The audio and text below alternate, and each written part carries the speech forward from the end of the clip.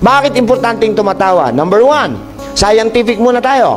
Pag tumatawa o nagiging masaya tayo, our own body, sarili nating katawan, produces happy hormones which is called endorphins.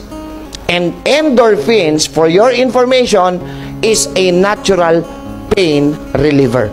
So pag masaya ang katawan mo, masaya ka, masaya utak mo, masaya ka, naggagawa ang katawan mo ng endorphins. Unti-unti nawawala yung pain.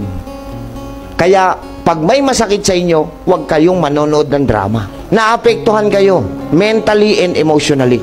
Hindi nyo napansin, nanonood kayo ng drama, alam nyo ng artista yung gumaganap, nagagalit pa kayo sa kontrabida. Sinabi naman ng Panginoon, sabihin natin, Proverbs 17:22. Hoy, may sinabi ho kayo, narinig ko ang sabi nyo, laughter is the best.